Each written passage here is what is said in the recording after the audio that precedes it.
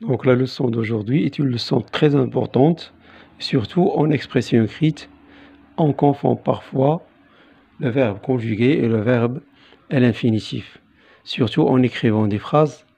Parfois on ne sait pas si on doit mettre le verbe à l'infinitif ou bien on doit le conjuguer. Alors aujourd'hui je vous ai porté la leçon quand mettre le verbe à l'infinitif. Tout d'abord, observons ces phrases. La première phrase, cet élève essaye de répondre. Je répète, cet élève essaye de répondre. Alors nous avons ici le verbe répondre, elle est à l'infinitif, elle est précédée par de, la préposition de. La deuxième phrase, tu n'arrives pas à dormir. Tu n'arrives pas à dormir. Dormir est à l'infinitif, elle est précédée par à. La troisième phrase, les joueurs finissent par marquer un but. Alors, marquer est à l'infinitif, elle est précédée par, elle est à l'infinitif. La préposition par.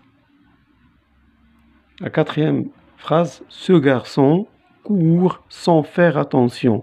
Alors, faire est à l'infinitif, elle est précédée par la préposition sans. La cinquième phrase, nos parents se réveillent tôt pour aller au travail. Donc ici, le verbe aller, il est à l'infinitif parce qu'il est précédé par pour. Alors, qu'est-ce qu'on remarque? On remarque que ces verbes sont à l'infinitif. Voilà. Répondre, dormir, marquer, faire, aller. Pourquoi? Parce qu'ils sont placés après des prépositions. La préposition de, à, pour, sans et par. Ce qu'il faut retenir, les verbes se mettent à l'infinitif après les prépositions de, à, par, sans. Retenez bien ans, pour. Passons au deuxième cas où le verbe se met à l'infinitif. Manger est important pour la santé. On remarque que manger est au début de la phrase. Donc il est sujet, alors il est à l'infinitif.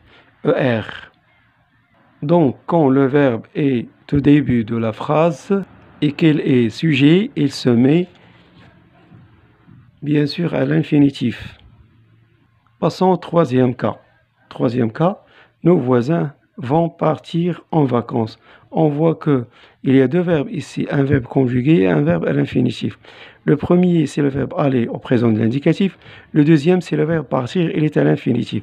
Alors, le deuxième, c'est mis à l'infinitif. Pourquoi? Parce qu'il est placé après un verbe conjugué. Alors la règle, quand deux verbes se suivent, le deuxième se met à l'infinitif.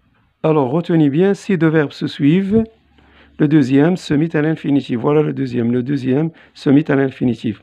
Ça, il faut le retenir très bien. Vous allez poser la question, comment obtenir l'infinitif d'un verbe? Alors c'est simple, on doit lui ajouter il faut ou bien on doit le mettre au futur proche. Exemple, joujou, il faut jouer